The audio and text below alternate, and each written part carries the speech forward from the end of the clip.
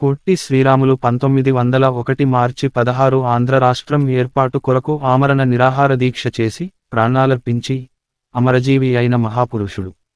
ఆంధ్రులకు ప్రాత భాషాప్రయుక్త రాష్ట్రాల ఏర్పాటుకు కారణభూతుడైనవాడు. మహాత్మా గాంధీ బోధించిన సత్యము, అహింస, హరిజనోద్ధరణ అనే ఆశయాల కొరకు జీవితాంతం కృషి చేసిన మహనీయుడు. పొట్టి శ్రీరాములు 1901 మార్చి 16న మద్రాసు, జార్జిటౌన్, అన్నాపిల్లే వీధిలోని 165వ నంబరు ఇంటిలో గురవయ్య మహాలక్ష్మమ్మ దంపతులకు జన్మించాడు. వారి పూర్వీకులది ప్రస్తుత ప్రకాశం జిల్లాలోని కనిగిరి ప్రాంతంలోని పడమటిపల్లె గ్రామం. అప్పట్లో ప్రకాశం జిల్లా ఏర్పడలేదు. కనిగిరి, పడమటిపల్లె నెల్లూరు జిల్లాలో ఉండేవి. 20 ఏళ్ల వరకు శ్రీరాములు విద్యాభ్యాసం మద్రాసులోనే జరిగింది. తరువాత బొంబాయిలో శానిటరీ ఇంజనీరింగు చదివాడు. తరువాత గ్రేట్ ఇండియన్ పెనిన్సులర్ రైల్వేలో చేరి దాదాపు 4 ఏళ్లు అక్కడ ఉద్యోగం చేశాడు. అతని జీతం నెలకు రూ. 250. 1928లో వారికి కలిగిన బిడ్డ చనిపోయాడు. తరువాత కొద్ది రోజులకే అతని భార్య కూడా చనిపోయింది. 25 ఏండ్ల వయసు కలిగిన శ్రీరాములు జీవిత సుఖాలపై విరక్తి చెంది ఉద్యోగానికి రాజీనామా చేశాడు. ఆస్తిపాస్తులను తల్లికి, అన్నదమ్ములకు పంచిపెట్టి గాంధీజీ అనుయాయిగా సబర్మతి ఆశ్రమం చేరాడు. స్వాతంత్ర్యోద్యమంలో పాల్గొన్నాడు. స్వాతంత్రోద్యమంలో పాత్ర. పొట్టి శ్రీరాములు 1930లో ఉప్పు సత్యాగ్రహంలో పాల్గొని జైలు శిక్ష అనుభవించాడు. తర్వాత మళ్లీ 1941, 1942 సంవత్సరాల్లో సత్యాగ్రహాలు, క్విట్ ఇండియా ఉద్యమాల్లో పాల్గొనడం వల్ల 3 సార్లు జైలు శిక్ష అనుభవించాడు. 1985లో ప్రచురింపబడిన ఆంధ్ర ఉద్యమం committee for history of Andhra movement అధ్యయనంలో పొట్టి శ్రీరాములు మహాత్మా గాంధీల మధ్య అనుబంధం గురించి ఇలా వ్రాయబడింది. సబర్మతి ఆశ్రమంలో శ్రీరాములు సేవ చరిత్రాత్మకమైనది. ప్రేమ, వినయం, సేవ, నిస్వార్థతలు మూర్తీభవించిన స్వరూపమే శ్రీరాములు. అతని గురువు ప్రపంచానికే గురువు, సత్యాన్ని, అహింసను ఆరాధించే ప్రేమమూర్తి, దరిద్ర నారాయణుల ఉద్ధతికి అంకితమైన మహానుభావుడు. శ్రీరాములు తన కర్తవ్య దీక్షలను ఉత్సాహంగా నిర్వహిస్తూ ఆశ్రమంలో అందరి మన్ననలను, కులపతి గాంధీ ఆదరాన్ని చూరగొన్నాడు. గుజరాత్ రాష్ట్రంలోని రాజ్కోట్లోను, ఆంధ్రలో కృష్ణా జిల్లాలోని కొమవోలులోను గ్రామ పునర్నిర్మాణ కార్యక్రమాల్లో పాల్గొన్నాడు. కొమవోలులో ఎర్నేని సుబ్రహ్మణ్యం నెలకొల్పిన గాంధీ ఆశ్రమంలో చేరాడు. 1943, 1944లో నెల్లూరు జిల్లాలో చరఖా వ్యాప్తికి కృషి చేశాడు. కులమతాల పట్టింపులు లేకుండా ఎవరి ఇంట్లోనైనా భోజనం చేసేవాడు. 1946లో నెల్లూరు మూలపేటలోని వేణుగోపాలస్వామి ఆలయంలో హరిజనుల ప్రవేశం కోసం నిరాహార దీక్ష భూమి సాధించాడు. మరోసారి నిరాహార దీక్ష చేసి మద్రాసు ప్రభుత్వం చేత హరిజనోద్ధరణ శాసనాలను ఆమోదింపజేశాడు. దీని ఫలితంగా వారంలో కనీసం ఒకరోజు హరిజనోద్ధరణకు కృషి చేయవలసిందిగా ప్రభుత్వం కలెక్టర్లకు ఉత్తర్వులు ఇచ్చింది. గాంధీజీకి శ్రీరాములు అంటే ప్రత్యేకమైన అభిమానంతో పాటు అతని మంకుతనం మీద కాస్త చిరాకు కూడా ఉండేవి. శ్రీరాములు వంటి కార్యదీక్షాపరులు 10 మంది ఉంటే ఒక్క సంవత్సరంలోనే స్వతంత్రం సాధించవచ్చునని గాంధీజీ అనేవాడు. 1946 నవంబరు 25న ఈ గాంధీ శిష్యుడు మద్రాసు ప్రొవిన్సులోని అన్ని దేవాలయాలలోనూ హరిజనులకు ప్రవేశం కల్పించాలని ఆమరణ నిరాహార దీక్ష ప్రారంభించాడు. కొద్ది రోజుల్లోనే స్వాతంత్ర్యం రావచ్చునన్న ఆశాభావంతో కాంగ్రెసు నాయకులు, సభ్యులందరి దృష్టి ఆ స్వాతంత్ర్యోద్యమంపైనే ఉంది. కనుక శ్రీరాములు దీక్షను మానుకోవాలని వారు సూచించినా అతను వినకపోయేసరికి ఇక వారు గాంధీని ఆశ్రయించారు. ఎలాగో గాంధీ శ్రీరాములకు నచ్చజెప్పి దీక్ష విరమింపజేశాడు.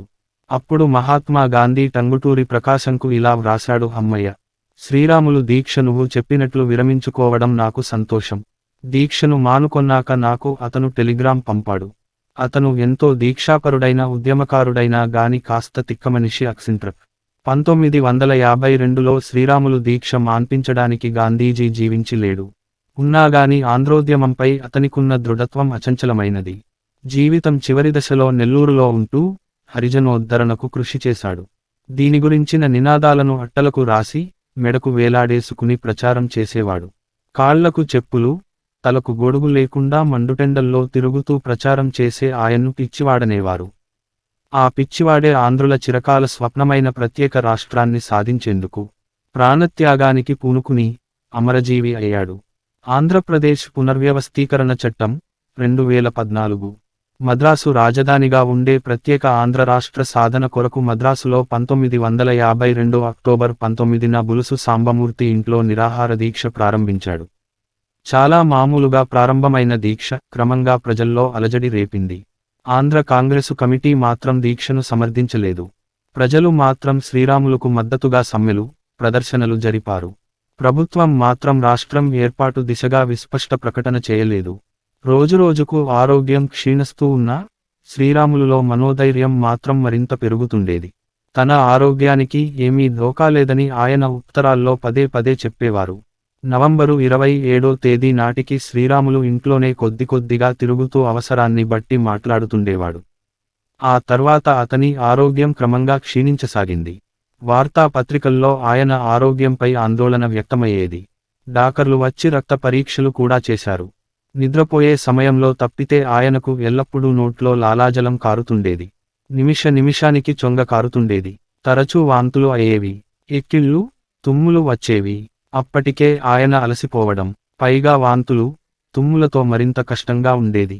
డిసెంబరు 5వ తేదీ నాటికి ఎక్కిళ్ళు, తుమ్ములు తగ్గినా శీత విరోచనాలు మొదలయ్యాయి. దాంతో మరింత నీరసించారు.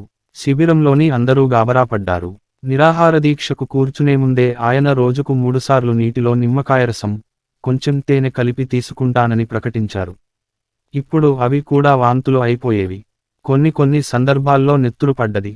ఇక ఆత్మార్పణ వారం రోజులు ఉందనగా శ్రీరాములు పూర్తిగా లేవలేని, మాట్లాడలేని స్థితికి వచ్చారు. డిసెంబరు నెల కావడంతో విపరీతంగా చలి. దాంతో ఆయన వణుకుతుంటే ఎప్పుడూ చొక్కా వేసుకొని శ్రీరాములుకు చొక్కా తొడిగారు. ఆయన బాగా నీరసించిపోవడంతో గ్లూకోజ్ ఇవ్వాలని డాక్టర్లు చెప్పారు. అప్పటికే మాట్లాడలని స్థితిలో ఉన్న శ్రీరాములు వద్దని చేయి ఊపుతూ సూచించారు.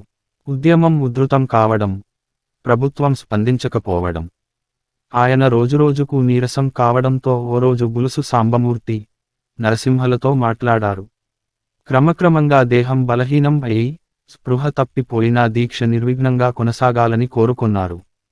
స్పృహ లేనప్పుడు ఎవరూ బలవంతంగా ఇంజెక్షను ద్వారా ఆహారం ఎక్కించరాదని ఆయన చెప్పారు.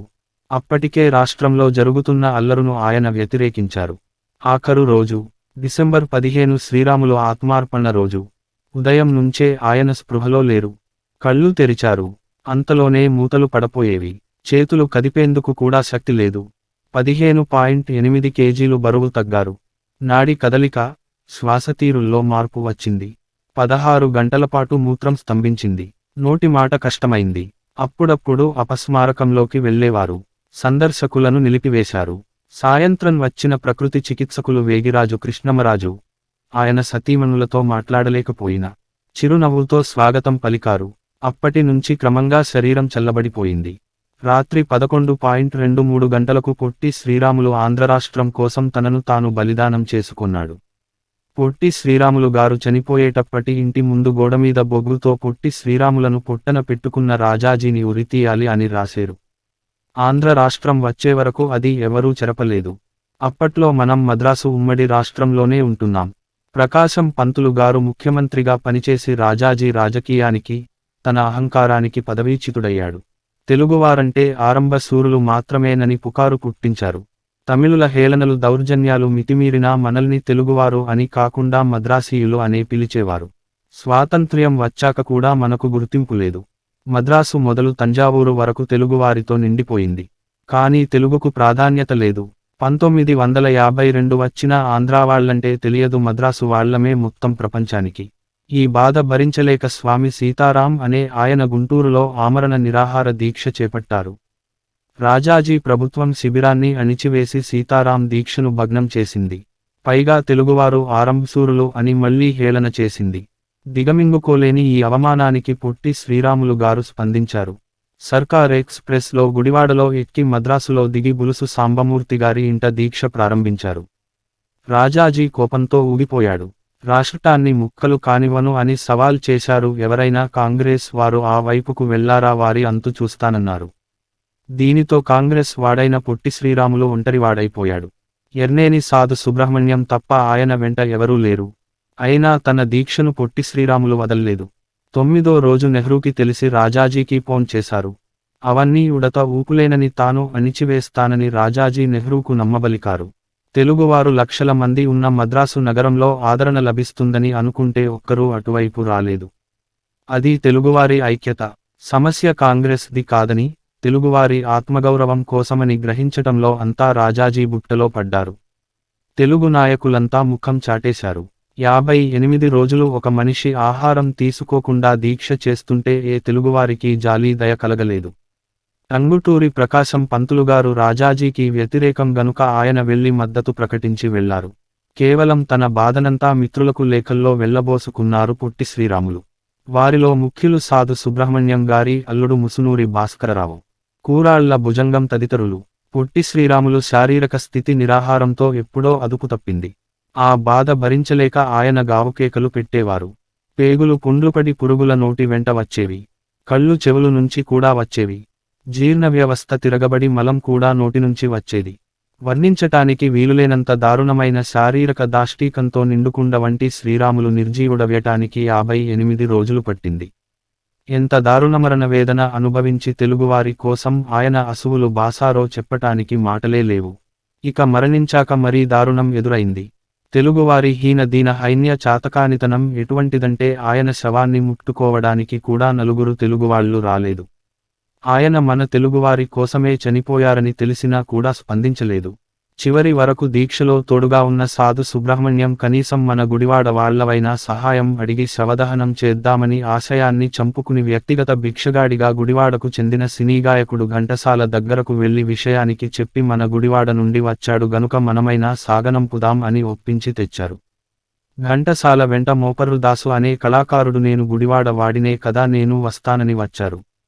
తెలుగు జాతి కోసం తన ప్రాణాలు దానం చేసిన ఆ మహనీయుడి శవాన్ని ఎవరికీ తెలియకుండా తీసుకువెళ్లటం సబబు కాదు అని తెలుగువాళ్ల కళ్ళు తెరిపించడానికి ఈ శవమే దిక్కు కావాలని ఒక ఎద్దుల బండి మాట్లాడి శవాన్ని అందులోకి ఎక్కించారు. అప్పటికప్పుడే ఆశువుగా ఘంటసాల తన వీరకంఠాన్ని ఎలుగెత్తి తెలుగుజాతి పౌరుషం చచ్చిందని, చీమునెత్తురు లేని తెలుగుజాతి కోసం అసువుల బాసిన శ్రీరాములు నువ్వు అంటూ గొంతెత్తి పాడుతూ శవయాత్ర ప్రారంభించారు. ఏర్నేని సాధు సుబ్రహ్మణ్యం గారే అమరజీవి శ్రీరాములకు దహనక్రియలు కర్మకాండ జరిపారు. పర్యవసానాలు: పొట్టి శ్రీరాములు ప్రాణాలర్పించటంతో ఆగ్రహావేశులైన ప్రజలు హింసాత్మక చర్యలకు పాల్పడ్డారు. మద్రాసులో జరిగిన ఆయన అంతిమ యాత్రలో నినాదాలతో ప్రజలు ఆయన త్యాగనిరతిని కొనియాడారు. తదుపరి జరిగిన పరిణామాలలో మద్రాసు నుండి విశాఖపట్నం వరకు ఆందోళనలు, హింస చెలరేగాయి. పోలీసు కాల్పుల్లో ప్రజలు మరణించారు. చివరికి డిసెంబర్ 19న ప్రత్యేక రాష్ట్రం ఏర్పాటు చేస్తూ ప్రధానమంత్రి జవహర్లాల్ నెహ్రూ ప్రకటన చేశాడు. ఆంధ్ర రాష్ట్రం ఏర్పడితే ఒక్క రోజు కూడా ఆంధ్రులు మద్రాసులో రాజధాని పెట్టుకోటానికి వీల్లేదని మరునాడే వెళ్లిపోవాలని చక్రవర్తుల రాజగోపాలాచారి తెగేసి చెప్పాడు. అయితే కాకతీయులు పాలించిన వరంగల్లు రాజధానిగా బాగుంటుందని అంబేద్కర్ సూచించాడు. రాజమండ్రి కూడా మంచిదేనన్నారు. విజయవాడ కమ్యూనిస్టుల కంచు కోట కాబట్టి కాంగ్రెస్ వాళ్లు ఒప్పుకోలేదు. నెల్లూరు, చిత్తూరు నాయకులు మాకు మద్రాసు దగ్గరగా ఉన్న సౌకర్యం వదులుకోవాలా అని అలిగారు. కోస్తా వాళ్లను మేము నమ్మం, రాజధాని రాయలసీమలోనే పెట్టాలని, లేకపోతే ఆంధ్ర రాష్ట్రమే వద్దని నీలం సంజీవరెడ్డి తదితరులు ఎదురుతిరిగారు. గత్యంతరం లేక కర్నూలు రాజధానిగా 1953 అక్టోబర్ 1న బళ్ళారి, బరంపురం, హోస్పేట, తిరువళ్ళూరు లాంటి తెలుగు ప్రాంతాలు కూడా వదులుకొని ఆంధ్ర రాష్ట్రం ఏర్పరచారు. మద్రాసు మైలాపూరు, రాయపేట హైరోడ్డులో శ్రీరాములు అమరజీవి అయిన 126 నంబరు ఇంటిని ఆయన స్మృతి చిహ్నంగా ఆంధ్రప్రదేశ్ ప్రభుత్వం కాపాడుతున్నది. ఈ మహనీయుని జ్ఞాపకార్థం రాష్ట్ర ప్రభుత్వం పొట్టి శ్రీరాములు తెలుగు విశ్వవిద్యాలయం స్థాపించింది. నెల్లూరు జిల్లా పేరును 2008లో శ్రీ పొట్టి శ్రీరాములు నెల్లూరు జిల్లాగా మార్చారు. అమరజీవి పొట్టి శ్రీరాములు గారి గౌరవార్థం తపాలా శాఖ వారు 2000 మార్చి 16లో ఒక ప్రత్యేక తపాల బిళ్లను విడుదల చేశారు.